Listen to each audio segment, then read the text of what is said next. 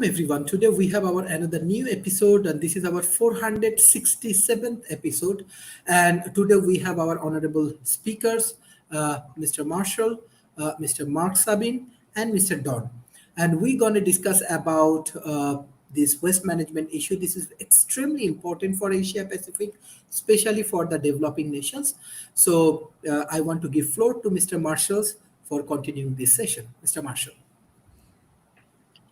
Thank you, Sharif, and thank you for hosting us once again, on the World Talent Economic Forum. It's an important forum for us and for people around the world, especially in the developing world, to understand where the opportunities lie for economies that are developing and need to be able to bring their populations to a level that will improve quality of health, quality of life, and of course, create economic value for everyone in those countries. Today, we're going to be talking about biochar opportunities and challenges. The specific topic today is carbon removal for the developing world. And again, it's in our series of getting serious on the climate crisis, and this is very important. So, Sharif, why don't we go to our next deck?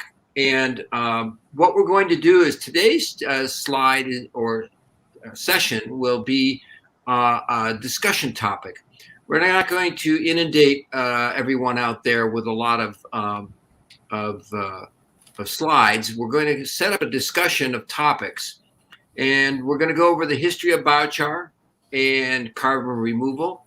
We're going to talk about some of the barriers to adoption of biochar and what are the opportunities for biochar adoption in the developing world.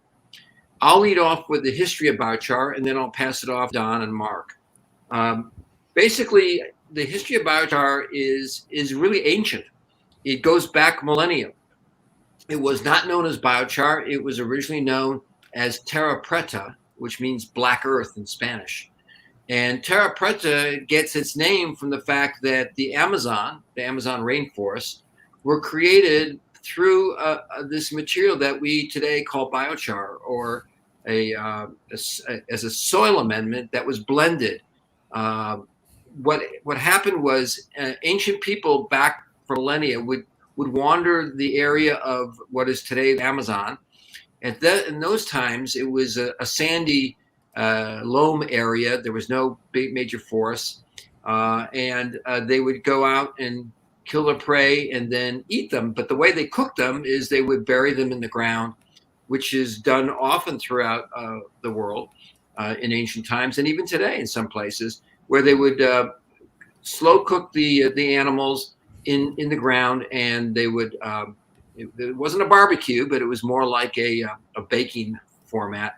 And as that happened for millennia, the carbon buildup would blend with the nutrients of the animal fat and some of the nutrients in the ground and the mycorrhizal material in the ground, and you ended up with this very rich earth.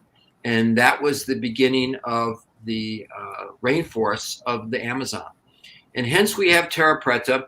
And the term came when the conquistadors of Spain landed in South America, and they discovered, of course, the Incas and the Mayans and their cities, but they also discovered the Amazon.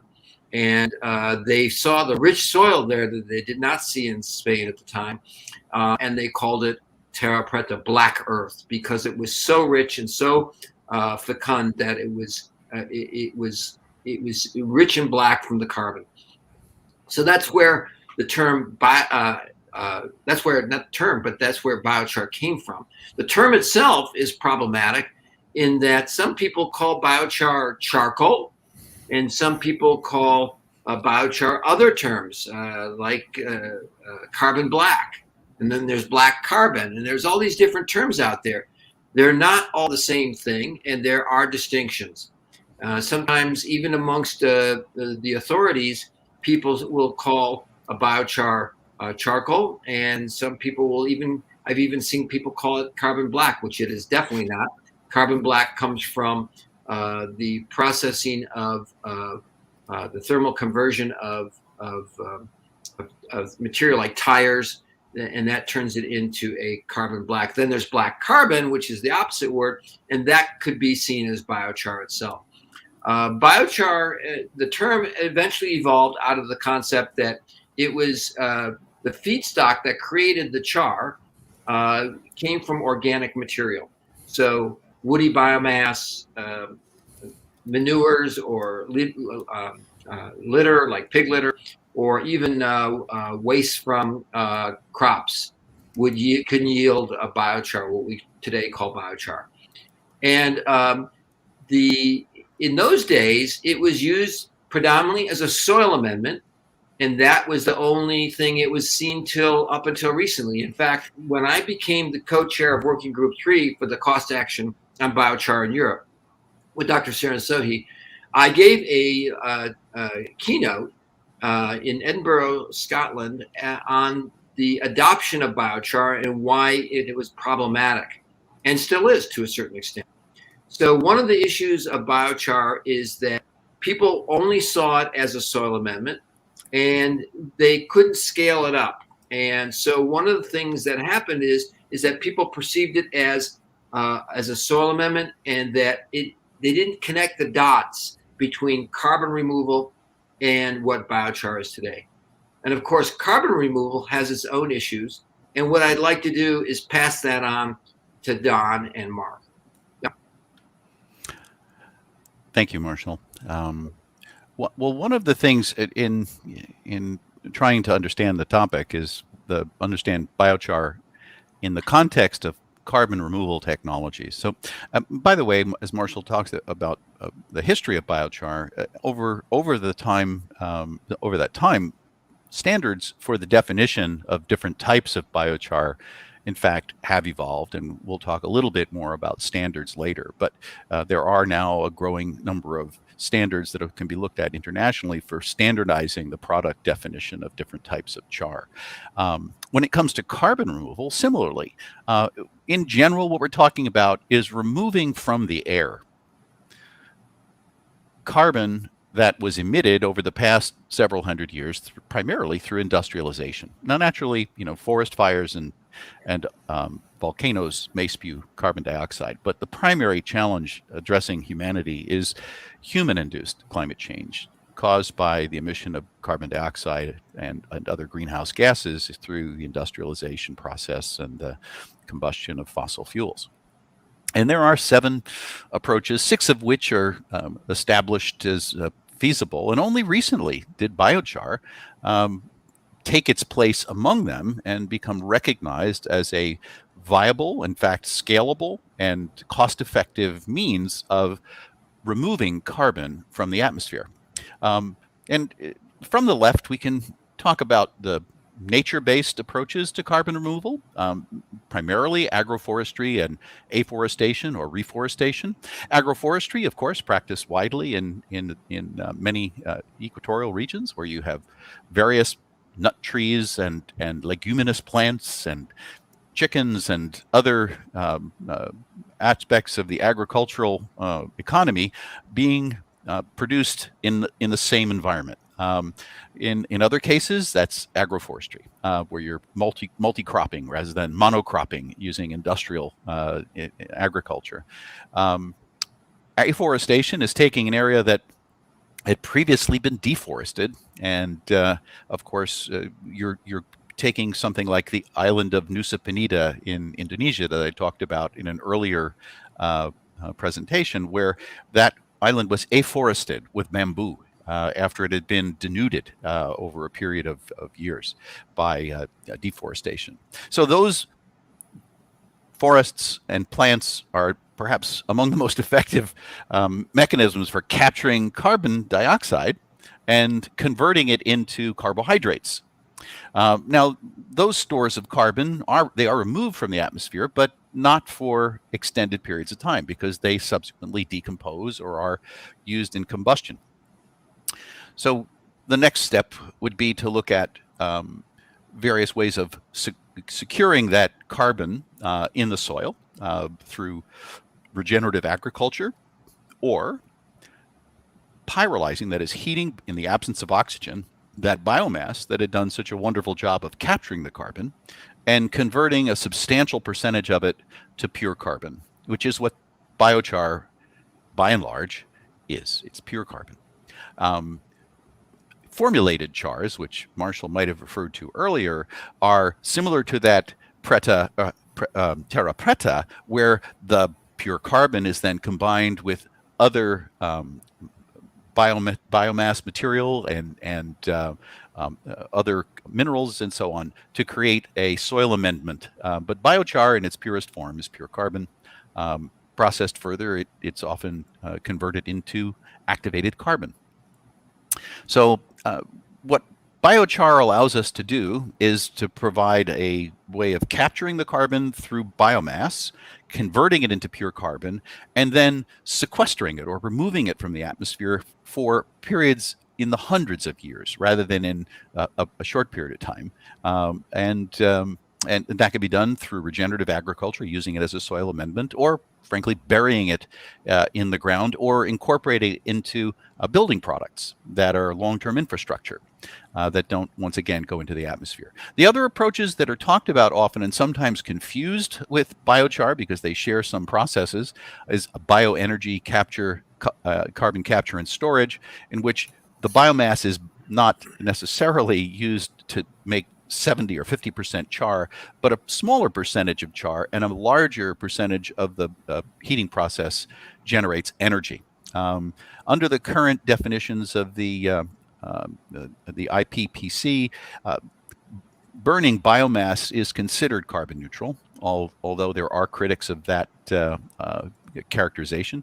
And we look at the use of systems to produce primarily biochar as a more effective way of capturing the gigatons of carbon that are needed to be removed from the atmosphere in order to maintain our goal of reaching no more than 1.5 degrees centigrade heating of our atmosphere, and also to meet the net zero goals that have been set out by the COP26 agreements just this year.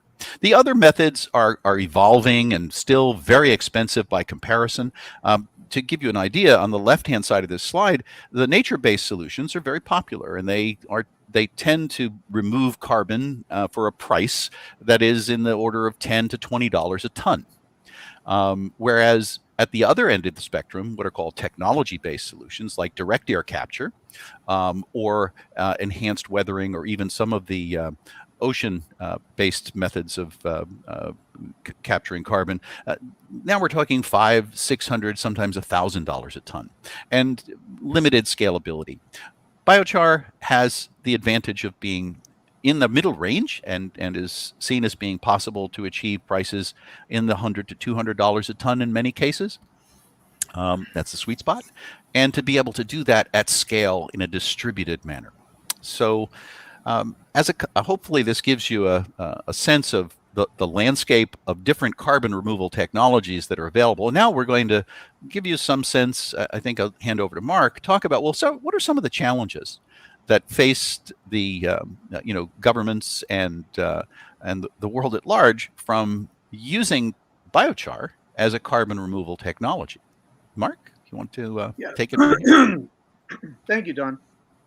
I think one of the most important things that we have to consider about the idea of using biochar as a carbon removal technology is that we have already an acquisition of great amounts of waste. And that waste is a ready resource for the conversion and for the capturing of the carbon.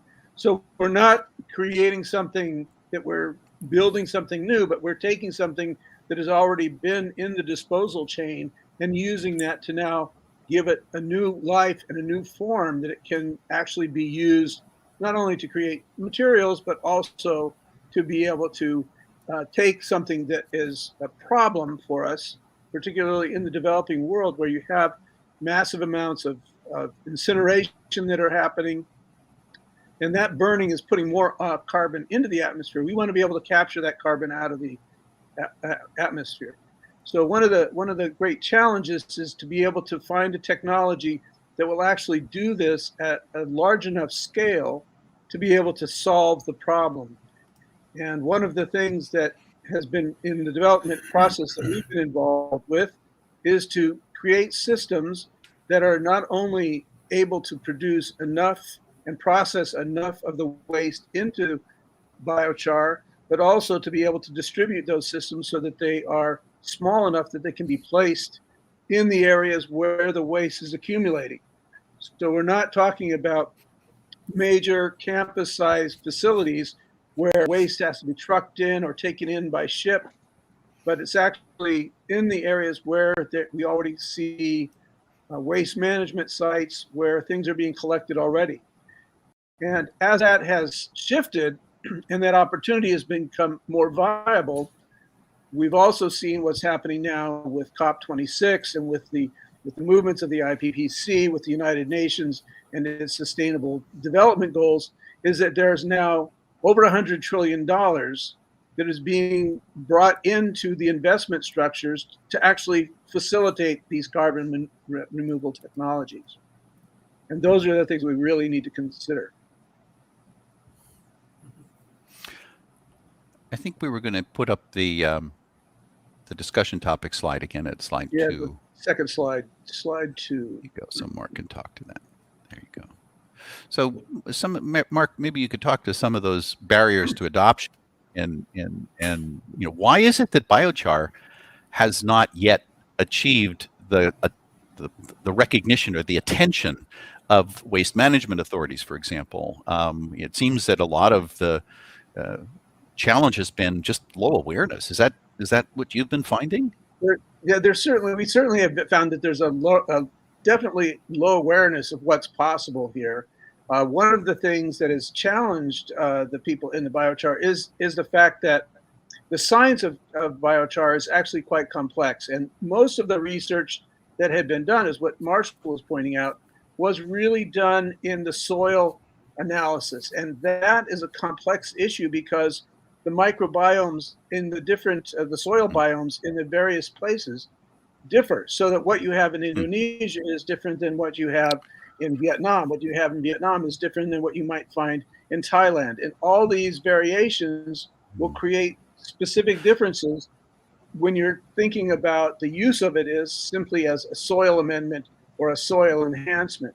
So when we're talking correct me if I'm sorry. I was going to say, correct me if I'm wrong, but it sounds like on the one hand, its origins were as a tool for enhancing agriculture, and it was based on local knowledge. An individual farmer kind of had a secret formula for how they were going to cook biomass to produce the biochar or terra preta that they used in their garden. But as we look at it in a larger scale, the attention is less on biochar as a soil amendment specifically, but often in just as something as pure carbon that can be buried or locked into infrastructure, used in making concrete or bricks, so that those considerations, those agricultural considerations, which are complex, as you discussed, aren't always directly relevant when we're looking at it from a carbon removal perspective. From a carbon removal perspective, it's quite different, because one of the things that really has only been, even since 2013, when the Ithaca Institute came up with the 55 uses of biochar, which was the first real advance in that direction. And what they were looking for was, what are the different ways that char can be used in building materials, in brick making, in painting, in fabrics, in the whole variety of other uses for the char, but they still weren't thinking about it in terms of its carbon removal. Right. That really was something that developed, and this was part of what Marshall was involved with in the cost action in looking at the adoption of biochar, and why it was so difficult was because it was such a misunderstood topic. And when we start to look at the carbon removal, which is one of the great benefits that the char actually has to offer, is one of the probably the most massive opportunities we have, particularly in light of what's currently being discussed and what the challenges we have with global climate change, is that now we have this opportunity to actually bring this material into not the 55 uses, but the hundreds of thousands of uses that can be used, everything from graphene to being able to put it into the materials, into roads, into buildings, into concrete, and to be able to make those materials actually usable in a way so that we're continuing to advance the development of what's happening in the economies and in the countries, but also then to be able to solve these other problems. So we have the two sides of it, which are actually purely beneficial, where we're resolving the issue of waste and we're turning it into a usable commodity. And that really becomes the huge advance in terms of how it's being used. The thing we had a problem with, and one of the barriers that we had to get this done, was that you had two sorts of systems that were generally available. You either had the very small systems where you could have a small, everything from a cook stove to a kiln that might be able to produce, say, maybe as much as a ton in a given day of char. But you had the other kind of facilities, which are the very large facilities that would be like a refinery that were producing larger amounts, but you had to bring all the material, the raw material, in there. So you had a huge carbon footprint by what you were dealing with, transportation, as well as the cost of all that.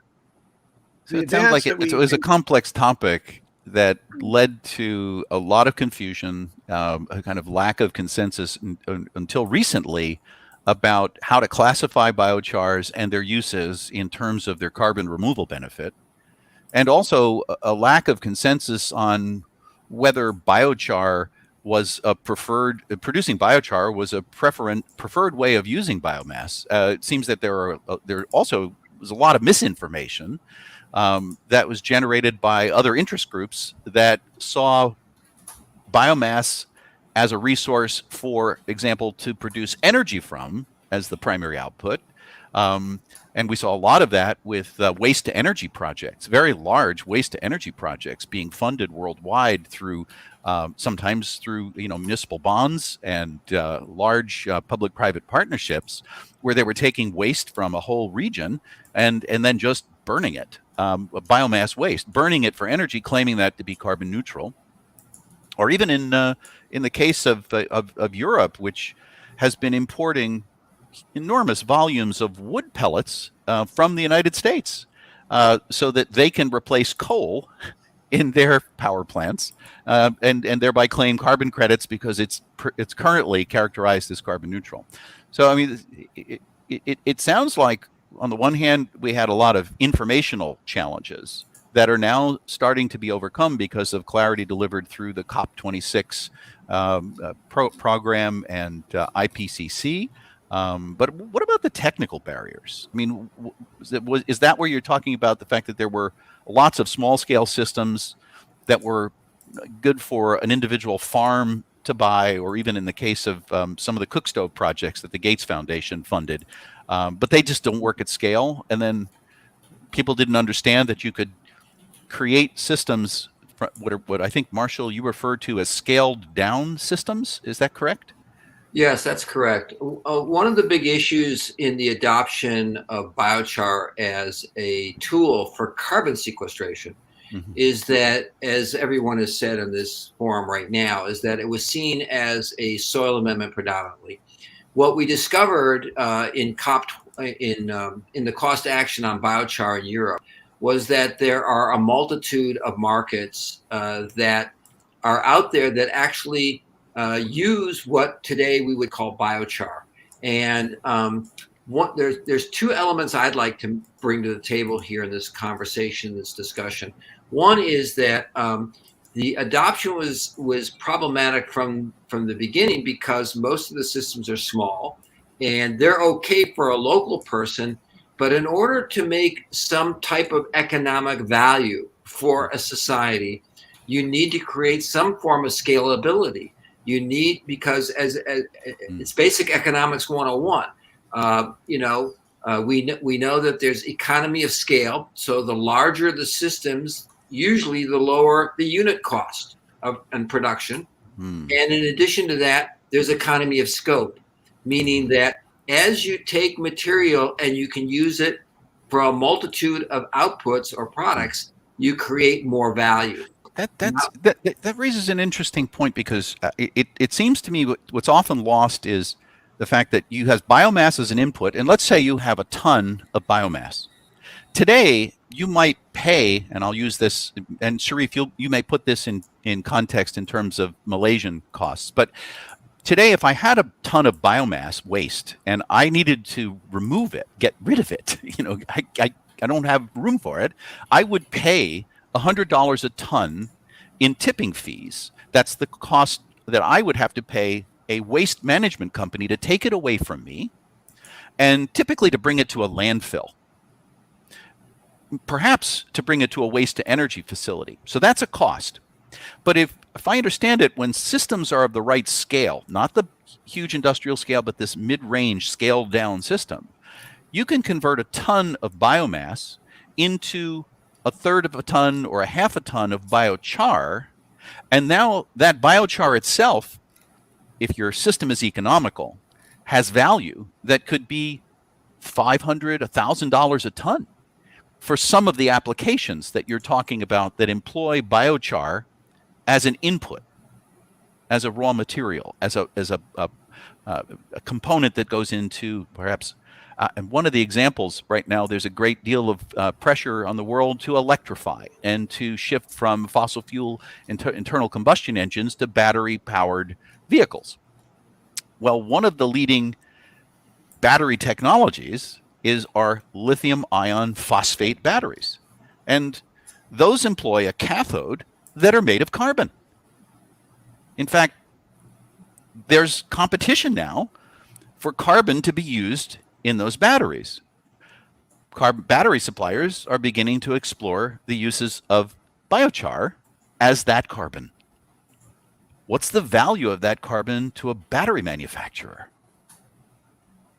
That's an excellent example, Don. And similar to that, we have found that there are people out there that are in the market of electronics and things like in areas of that nature that use a material known as graphene. And graphene comes from typically graphite, which is mined, but they're now beginning to discover that you can take biochar and create a graphene-like material that is as effective, if not more effective in certain cases, depending on the usage, as a resource to bring this waste to market. And as Mark pointed out, what we're doing is we're creating a true circular economy. What we're doing is we're creating a circle from waste that we all have. People are going to continue to create waste as long as they're on this planet. It can be an upcycling rather than just a recycling, it sounds like. Right. It's more than recycling. What it is upcycling. You're upcycling, exactly. Yeah. You're taking the waste, you're converting it into a valuable material that can be used for a multitude of outputs. And one of the things I want to talk about is that in the discussions and prior to the COVID event, prior to the pandemic, I was speaking at a number of forums, and I would always start out if I was speaking on soil health or I was speaking on biochar in and of itself, I always started out and would ask the audience to become knowledgeable on their own by reading predominantly a number of books, not books that we've published or we have any interest in from a financial point of view, but from a knowledge point of view. And the three books are the following. The first one I'm going to show you is this book, which is, it's called The Uninhabitable Earth, Life After Warming by David Wallace Wells. And it is a scary book. In fact, this book is the book that led to the issues in the scientist point of view in COP26 saying time is of the essence. That's one book. When you read that book, it sets up the stage. Well, what are some of the sources that we can do to overcome this? And of course, the next book I would present is Growing a Revolution, Bringing Our Soil Back to Life by David R. Montgomery. And this is through regenerative agriculture. And that's regenerative agriculture. Growing a revolution. Instead of that's one of the major uses is using it properly formulated. Yeah, and the last book is the book by Kathleen Draper and Albert Bates, which is called Burn: Using Fire to Cool the Earth. Right. Now, Albert Bates is a well-known environmental writer. Kathleen Draper heads the Ithaca Institute, but she's also the chairwoman of the International Biochar Initiative, which is one of the organizations that brings together the European Biochar Initiative, the Australian New Zealand Biochar Initiative, and other groups around the world, including Malaysia, by the way, that is a resource for information and membership to foster and promote the understanding of biochar and how to use it. In fact, they're, if I understand it, they're also one of the organizations helping to develop standards that define the qualities of different types of char and their applications. Yes. I wanted to return to the notion that there were technical barriers, and this notion of you have systems of the right size.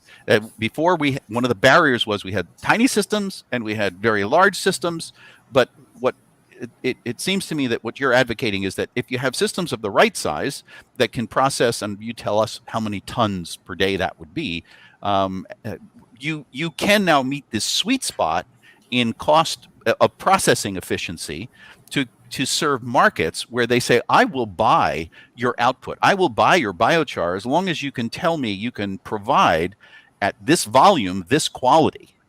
Is that part of what you're saying, is that one of the barriers was not having those sweet spot mid-range systems? Right, it's true. So one of the biggest issues is production on volume, and I'll give you an example. In the EU, the cost action was designed to create the chemical or analysis or characterization standards for what is biochar. And what does that mean? It's kind of like going to a doctor in Malaysia or a doctor in Indonesia or a doctor in New York, and they're all looking at the same blood panel, and they're saying, we understand this blood panel. It's standard. It's a standardized system. So biochar characterization, working group 1 of cost, created the standardization analysis, did a lot of experiments over the years, and IBI has its standard, the EU has its standard. They're very similar. There are still arguments over these standards, by the way.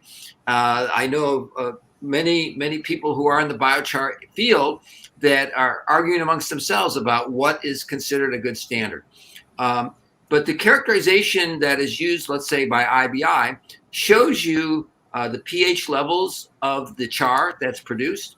It shows you whether there are any heavy metals in the char or none, or non-detectable. It shows you the amount of carbon that's in the char. So we ourselves have produced chars that can be anywhere from 20% up to 90+ % carbon in the char, depending on 3 attributes predominantly. I mean, there's more than this. It's more sophisticated, but I'm trying to simplify it. It's how much, what is the feedstock that the char is coming from? Is it coming from woody biomass, which has a high carbon content? So that's what cost has done, is it's one of the standards group, or one of the groups that's helped to define the different well, it's set up the characterization standards and these standards or the data for people like IBI to create standards. And those standards have been adopted around the world now, and they're being improved upon as we speak, because originally when I became the co-chair of Working Group 3, which is the commercialization of biochar, the determination of biochar was only about a soil amendment. What Working Group 3 brought to the table was that it's used, as you indicated, for building materials, macadam for roads, and other areas. I can't post into the comments, but I think we've put up a link. Sharif was going to put a link up to the Cost Action Network Working Group 3, so people who want to become familiar with it can. I mean, I wanted to pull this together now. So we talked about the history of biochar and the fact that there was a lot of confusion that arose over what its potential applications were as carbon removal. But now we've overcome a good amount of that through the work of the Cost Action Network, the International Biochar Institute, and Sharif through your own platform. But we still have a couple of barriers. So one, the technical barrier, it sounds as though ART in particular has figured out a way to scale down large-scale systems so that they would work in a distributed context for municipalities in an effective way. But there have been other barriers. The project finance barrier. How do you pay for these things? How much do they cost? And where does the money come from, especially in the developing world, where concessional funds are limited and where private capital has often not participated because of their perceived perceptions of political risk or technical risk or various risks that say to an investor in the private capital world that I'm not going to put my money into a bond or into a equity in a company or a joint venture that unless it's properly structured. And so maybe you could talk about what was the breakthrough, or what is the breakthrough that's required in order to overcome the kind of project finance barriers? Is the business model you have a key to that? Yes, and I think Mark can pretty much speak to the fact that we took technology that is scaled appropriately and found that it was actually based on what happened for the pandemic. We were trying to find ways to finance these elements. We had already formed 7 joint ventures, and in our joint venture process, Mark and I felt that it was really imperative or very important to be able to create a value to our partners at equal of what we were bringing to the table. Yes, we were bringing the technology, we were bringing the offtake markets, but the question was, what does the partner provide? And we discovered that we had approached a bunch of landfill operators, waste haulers, and people that simply had a lot of biomass that was either being buried or burned and causing more pollution and more carbon to go up into the atmosphere, along with other GHG emissions.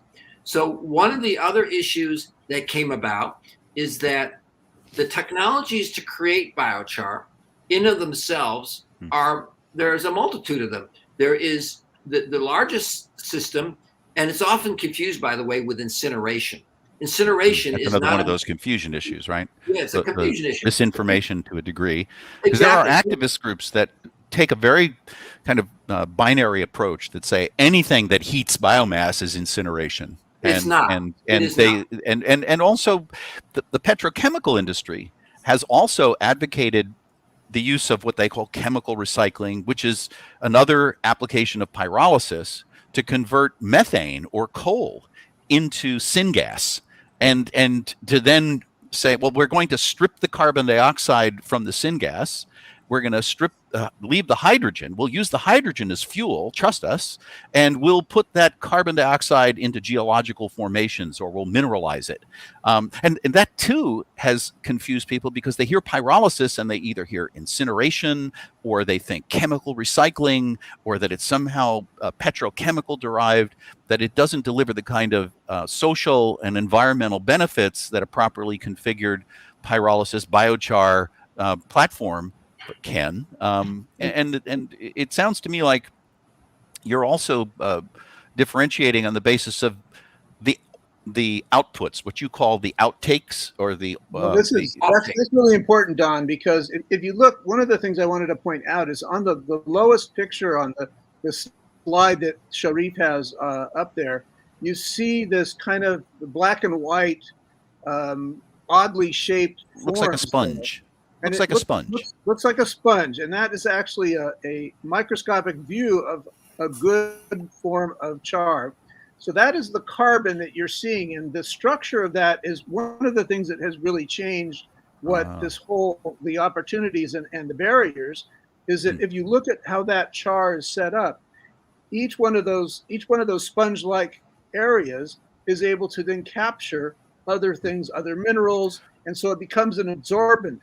So it takes things out of the atmosphere. An adsorbent. And when you use it in something like, when you use it as an additive in building materials, that structure actually adds a great deal of strength. And because it has the openness that it has, it also lightens it. So when you see concrete that uses char, you're having a construction material which is being used everywhere for roads and for buildings, particularly in the developing world. But now you're talking about making something that's structurally much stronger. It's much more and also sequestering carbon. On top of that, it's embodying that carbon in a permanent structure, so it's not in the atmosphere. It's not going to go back in the atmosphere. Yeah. That's where that upcycling that you were talking about before actually becomes really advantageous, because now you're taking a waste, you're upcycling it into something of high value. So the innovations here are really... John, I'd like to add something to this point, because it's a very important point that Mark just brought up. And that is, not only is it upcycling it and is it storing carbon, that's one benefit out of that. Two, it is making it a stronger form of concrete. And we know this because our chief engineer developed a form of char, what we call charcrete, which is a concrete with char in it, and we tested it in Europe in the tunnels that go through the between Italy and the other parts of Europe, and we actually blew up a tunnel on purpose to see what would happen. And reinforced concrete is usually the material that's used there. With reinforced concrete, the tunnel would collapse. But with this, it not only did not collapse, but it adsorbed the power of the burn, of the fire, which is remarkable. So we know there are a lot of benefits of formulating what we call biochar or char, what we call elemental char, together with like concrete. And we do know that concrete, by the way, is one of the large emitters of carbon in the production of concrete. Right. And it accounts for over 5% of the carbon produced by the industrial world. So that speaks to the point that of the business model. If your business model is, I'm going to generate energy, well, you're competing with the oligopolies that control the price of gas. And you're at the whim of what the spot price for Brent crude is. You can't compete in a market with biochar or biomass when you're using it to produce energy, when energy prices can fluctuate wildly and destroy your economic model.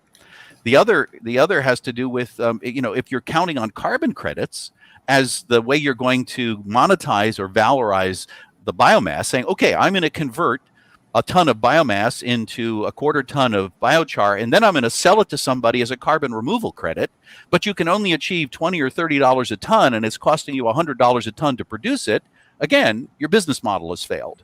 What I'm hearing from you is, by understanding the uses of biochars, not biochar, but multiple types of char that have higher value per ton than the cost to produce the biochar, the joint venture is able to generate a positive cash flow, is able to be profitable in ways that relying on biomass for energy or trying to bury biomass as biomass where it decomposes and produces greenhouse gases, or trying to convert it to carbon only to achieve recovery through carbon removal credits don't work. So you also get the carbon credit removal credits as well. So that's gravy on top of the usable. That's just gravy at that point. I mean, if you can achieve a $20 a ton carbon credit for the charcrete, but you've also made money on the charcrete as a product, you've got two somersaults on the same coin, if you will. And I'd like to point out, Don, that there's two different economic models going on here. Most people, if you talk to the people that are in the listservs and all the forums that are on biochar, they're always talking about getting the lowest price produced, an economy of scale approach. More volume I can make, the lower the price point. Their problem is most of their systems don't allow for that, technically. But the other method is that they're as Kathleen Draper and Albert Bates pointed out in Burn in their book, there are over 100,000 markets. So where did all these markets pull? How did they get from 55 to 100,000? Well, they've always been around. The issue is they never called it biochar. They gave it other names. The other component to this is that if you just, let's assume that everybody is on the same page and we're calling it biochar as for a market, the use of this material can be, as we said, used in different forms and different facets. But each market is different based on its economic value. So to give you an example, there are forms of biochar that go into animal bedding. And that's really great. It might not pay as much as, let's say, for soil amendments. But then there's a biochar, when it's formulated properly in the EU, it's not available in the US legally, but it's like anything else. People are still doing it. You can take biochar, formulate it, and feed it to livestock. And when I say livestock in the United States, they think of cattle, which is great. But in Europe, in our studies, we did not just cattle, we did goats, anything that goes into the food channel, chickens, and we discovered something of enormous value. We discovered that biochar, when formulated properly, like a drug, and fed in the proper amounts to the livestock, reduces the mortality rate of livestock by a minimum, not a maximum, a minimum of 50%. Well, this goes to the points you had been making in previous weeks about it's not just about addressing the climate crisis, which is critical. It's an existential threat, but also allowing countries, and in the developing world in particular, to address their sustainable development goals, the Millennium Development Goals, some of which have nothing to do with climate, but have to do with quality of life or the food security, water security, etc. I mean, I think that the applications are manifold. There are literally hundreds of thousands. The key to it is understanding what they are and how to optimize the value of the output of a biochar production system, and how to minimize the costs and environmental impacts associated with the growing and gathering and transport of the biomass. So you reduce the impact, the negative impacts, by having properly scaled systems that are local to the production of the biomass.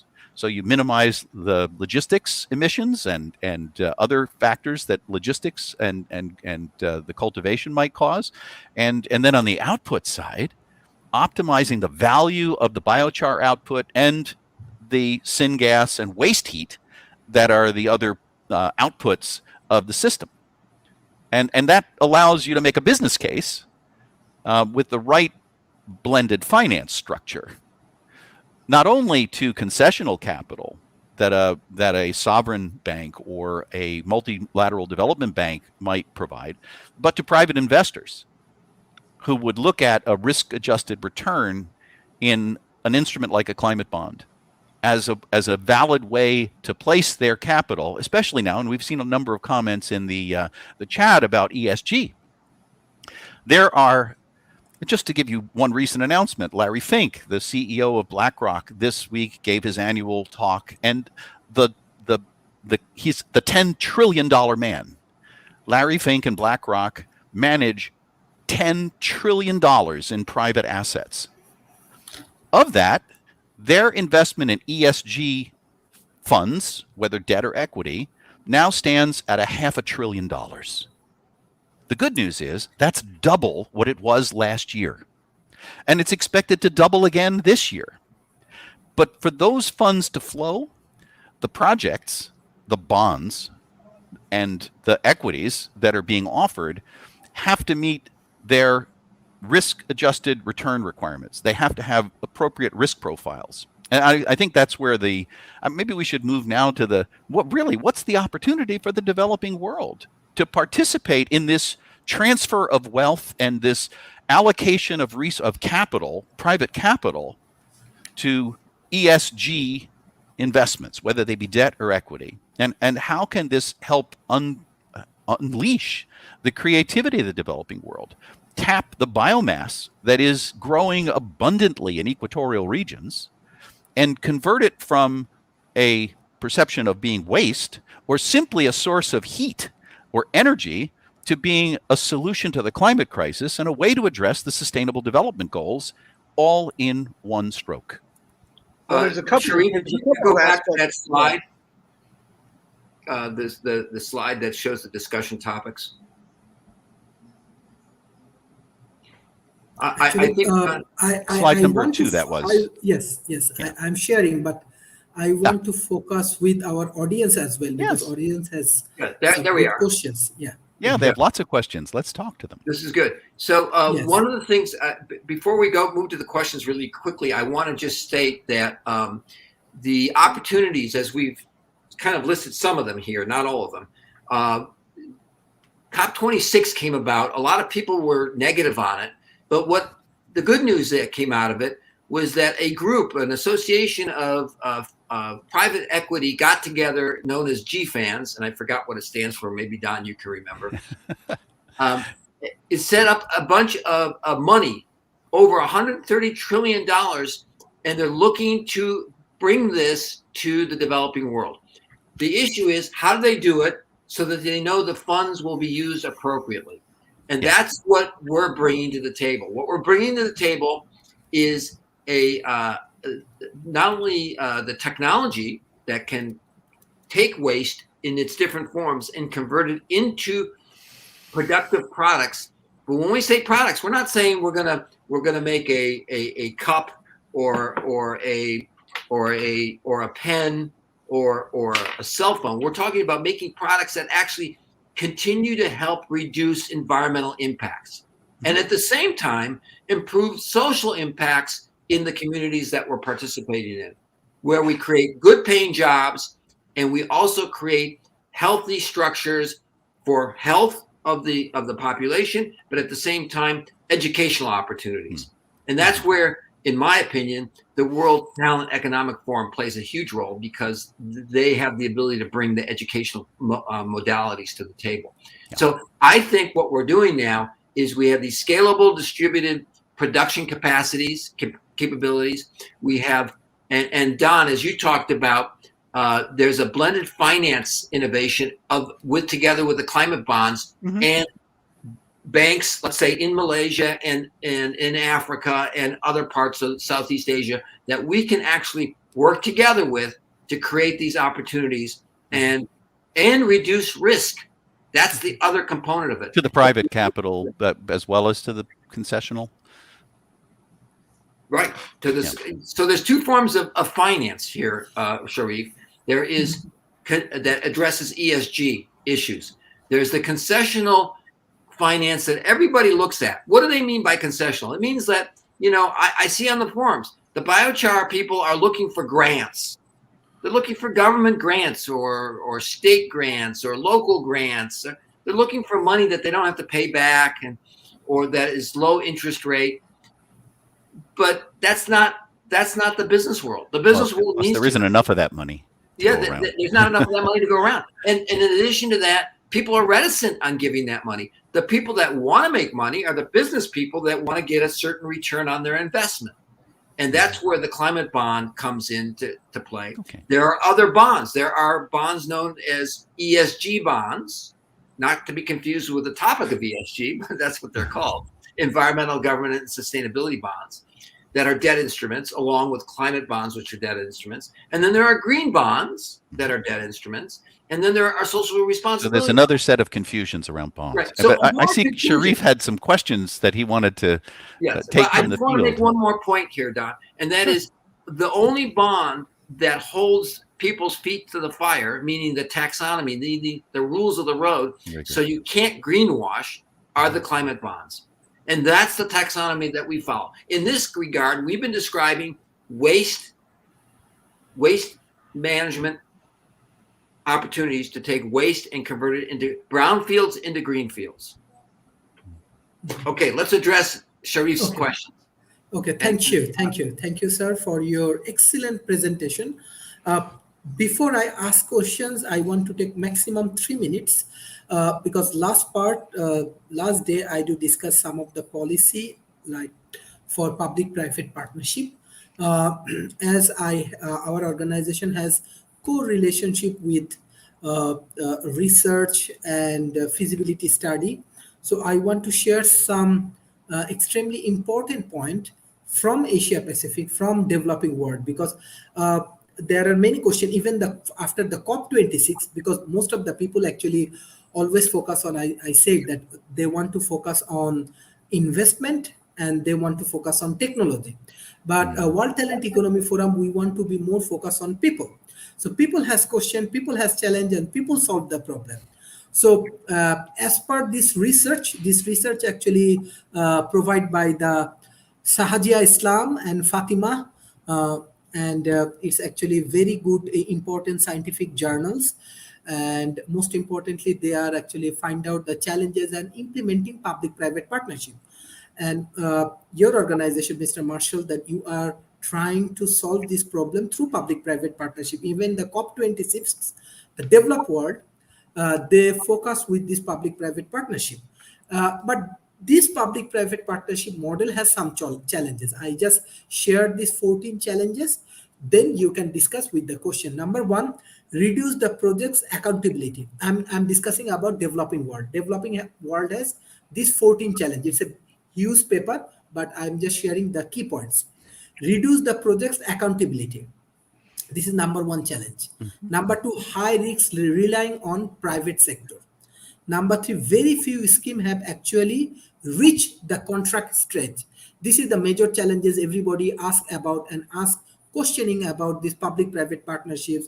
Most of the public-private partnership is not successful, even the developing world. Number four, lengthy delay because of political debate. Number five, higher charge to direct user. Number six, less employment position. Number seven, high participation cost. Number eight, high project cost. This is the major concern, even though you are discussing about ESG and investment and the banking procedures, how you handle this higher project cost. This is the major concern, questions from our policymakers, from our audience. Number nine, a great deal of management time is spent in contract transactions. Number 10, lack of experience and appropriate skills. This is most important things. Number 11, confusion over government objective and evaluation criteria. Number 12, excessive restriction on participations. Number 13, length delay in negotiations. Number 14, lack of government guidance and procedure on public-private partnership. I want to give credit for this research, Suhaja Islam and Fatima Azhari Harris. They are from Malaysia, and they do excellent research on public-private partnership based on the developing world. So, Mr. Marshalls and Mr. Don, there are more questions from audience. So, but my view is that why the developing world, as it's a very unsuccessful model, public-private partnerships. That is not me. That is research said. Why the developed world, especially G20, they are focusing on this public-private partnership model. Definitely, I know you are discussing about ESG and other things, and if you can give some sort of explanations, I think it will cover all of the questions. Because let's say Alea has questioned what are the negative issues that come from with ESG. Already we point out these issues. Alea said, this is not me, this is actually audience demand. How do the ESG criteria work in developing nations? I think everything you can cover through this process. And Noor Fazin, what are the objective of investors in ESG? I think ESP was supposed to be ESG, if I think it's right. ESG, yeah. I'd be happy to give a quick response to that. So their environmental social governance investing, ESG investing, is based on a framework that is now being developed by an organization called the ISSB, the International Sustainability Standards Bureau. It is based on a very limited perspective of sustainability. It only looks at the risk to shareholders that environmental, social, or governance risks present. It looks at an inside out view rather. It says, if there's damage to the environment, that's only of concern to an ESG investor if it's going to impact the share value of that stock or of that bond. They don't take into consideration the impact on the environment or the impact on society in and of itself. That is the view generally given when we talk about sustainability, where it's contextual. It's criticisms, the criticisms of, so the objective of ESP is to improve the risk-adjusted returns of investors for putting their money into a stock or a bond. It's that simple. It's fiduciary. Sustainability advocates would argue that a business, it's not enough to be incrementally better every year. ESG allows you to be better, but it doesn't take into consideration the context. So let's just give an example. I've reduced my emissions by 25% this year versus last year. That's better. And using an ESG rating, if I'm looked at in terms of am I improving, I'm doing better, then you should invest in me. But what if I'm admitting 10 times, even though I've reduced it by 20%, 10 times what the atmosphere or the environment will allow before reaching some threshold of toxicity or of climate change? Well, that context is what's called double materiality, where I'm not only considering the impact on the investor that ESG risk has, but the risks to the larger context, society and environment within which the business operates. Unfortunately, those are called off-balance sheet. Those are externalities. And while society bears those costs, the investor doesn't directly. Unless we cross a threshold, such as the 1.5 degree threshold, from which there is no return, and where ultimately the business can't exist because the environment in which the business operates is no longer supporting life. If your business had to be above water and now 1.5 degree climate change results in sea level rise that puts your business underwater, then they'd say, well, now we need to consider that risk because it's going to impact our value. But it's only from the perspective of shareholder value. So that's the primary difference. Thank you. Mr. Marshall, just this point, if you help me to clear for our audience, that this is actually our audience concern, and specifically this public-private partnership, why the developed world, example, we saw that in developing world, for energy sector, individual power producers like private sector, they give all of their project to the private sector and it's highly successful. So why, like developed world, for this kind of investment, they following these public-private partnerships, when we are observing from research and previous experience and from the question from the audience that this public-private partnership is not a successful model. So why they are, yeah. Well, to answer that question, well, first of all, it's a great question. It's the question that is at the heart of what we're talking about. The public-private partnership of before, prior to COP26, prior to the pandemic, it really didn't work that well, as your researchers found out. But it was based upon a condition that Don just talked about. It only took into the people that could participate in it from a private point were really looking for only their return on investment financially, or the risk to their investment, or to the risk that an environment. So, for example, why would I not invest in a project in Malaysia from an ESG perspective if flooding is a risk to the plant I build? Then I would say I would not be so interested in investing from an ESG perspective because that environmental risk has become material to me as an investor. Whereas in today's model, and what we're discussing about today is the private-public partnership has to change. The model has to change. And at the crux, or at the core of the model, is the issue that public funds would be brought to private enterprise to help produce some business approach. Now, what we're saying is that's true, but the way we're going about it has to be done differently.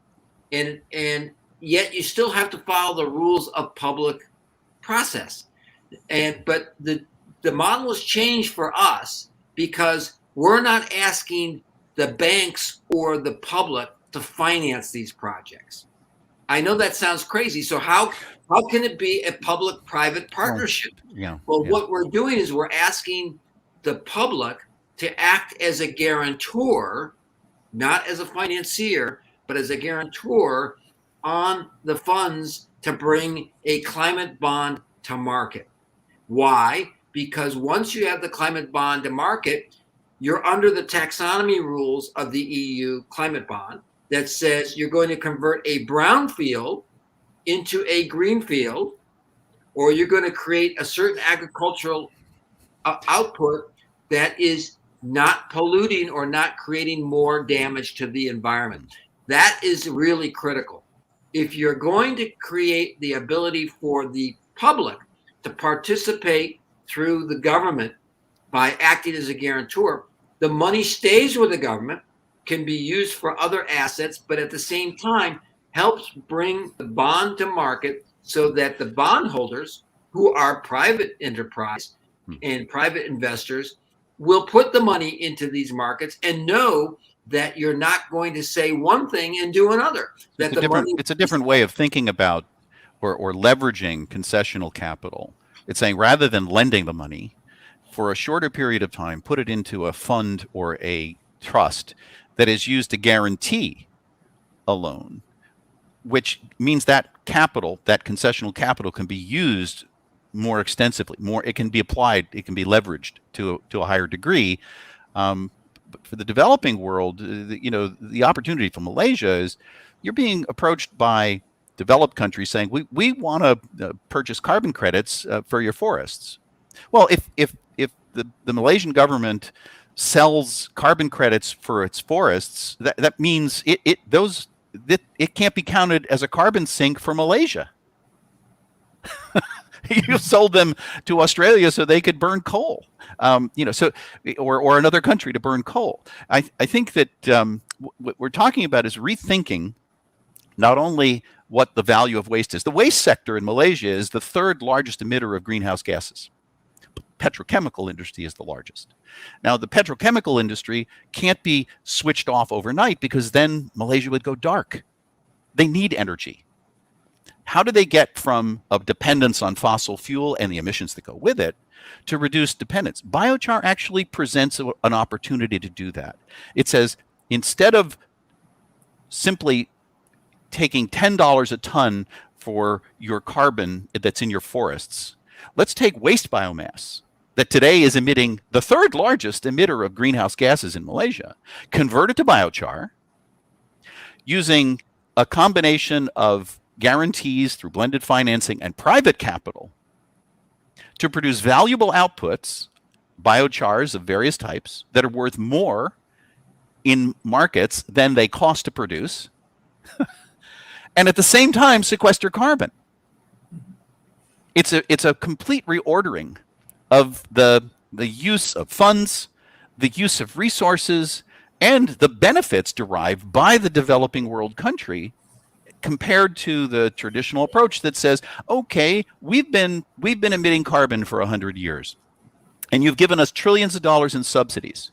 If you don't let us have concessions now to develop carbon capture and storage technology, well, we can tell you bad things are going to happen. There are going to be blackouts, there are going to be shortages, there's going to be chaos. So now give us concessional capital, tax breaks and guarantees and loans, so that we can build carbon capture and storage systems based on direct air capture.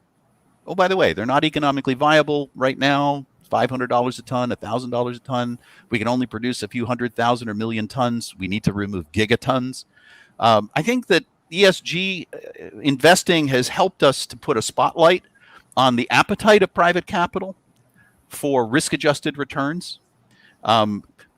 New innovations in blended finance can help unleash that, but it's also going to take innovation on the part of, the governments of developing world countries to rethink the use of their resources, to rethink how biochar projects and other approaches to carbon removal can deliver economic benefit, employment, energy security, food security, water security, and allow them to meet their the climate objectives as well as their SDG objectives.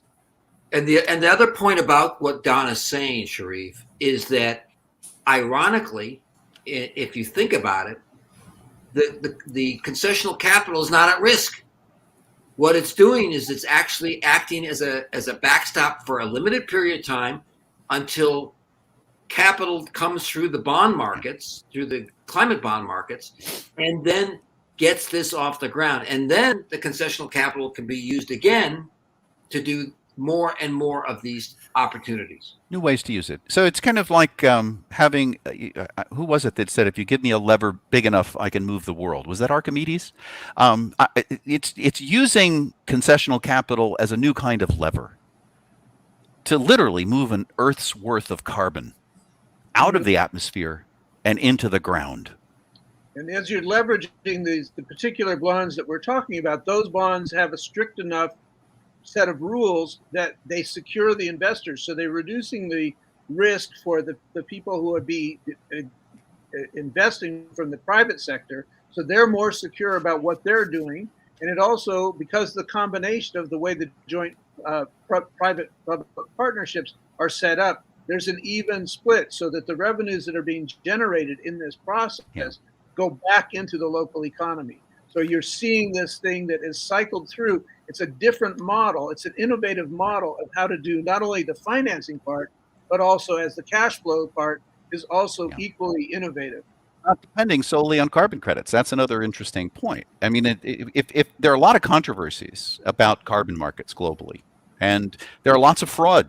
There's lots of fraud. So much so that Interpol has had to issue a guide to carbon trading crime. So, the Malaysian government and other governments in the developing world, they have to ensure that carbon markets don't become a way for businesses to buy their way out of cutting emissions. And that the projects that they support are authentic, that there's transparency of the data, that there's good monitoring and proper regulations. And that's what the climate bond taxonomy provides.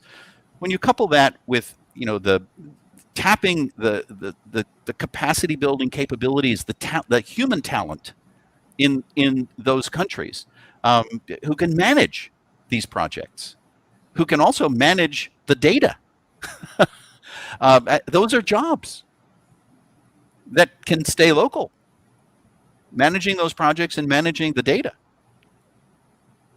And I would also add that basically what we've got here, Sharif, is a sweet spot for the developing world.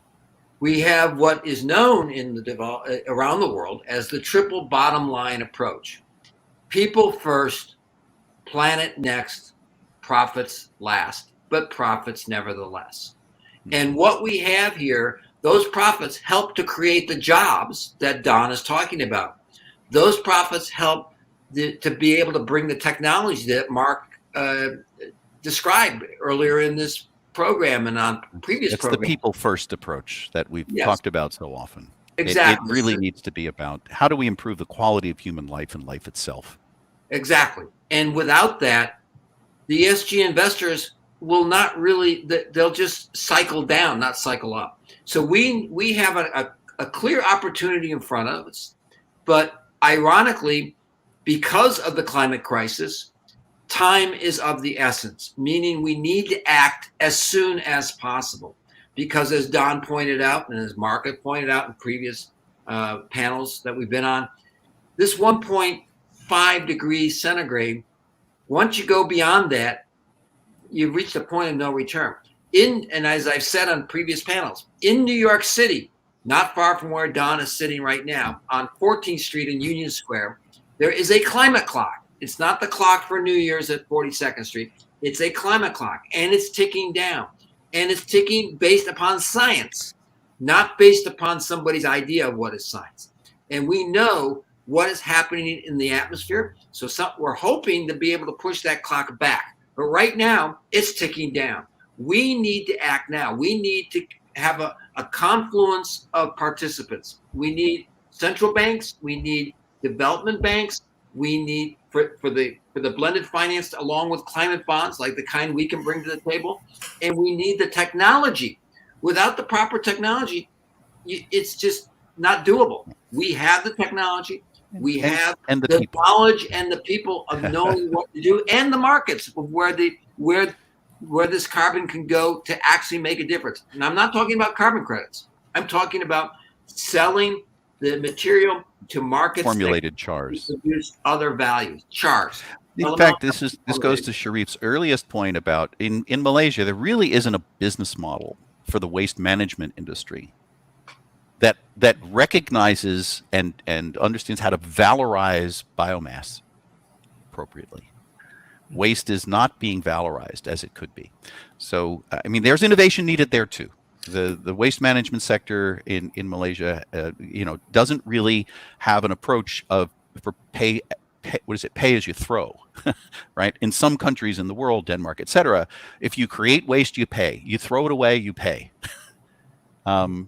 So innovation is required there too, in how the waste management sector starts to see the value of mountains of waste rather than seeing it as waste. Yes. Sharif, any other questions from the? No, I believe you cover everything. This is excellent discussion, and specifically for our audience, I'm sure they really enjoy today's session. It's really helpful. Yes, different kind of negative things come because of the records, and we have to discuss it openly. Mm-hmm. Because if you ask me from developing world, what is the biggest obstacle and challenges for COP26, that they have to give hope, or they have to give proper strategy, especially G20, that how this public-private partnership model will be successful for the developing world. This is the major challenges. So these are the things we try to introduce with you. I know every question not in your hand. I know there are many law, rules, and regulations and policy. And I want to especially give thanks to all of our speakers for today's session. I believe our audience really enjoyed today's session. Thank you, Mr. Mark, Mr. Marshall, and Mr. Don for your continuous support for World Talent Economy Forum. Thank you. Bye-bye. Pleasure to be able to do that. Thank you all. Thank you. Bye, Sharif.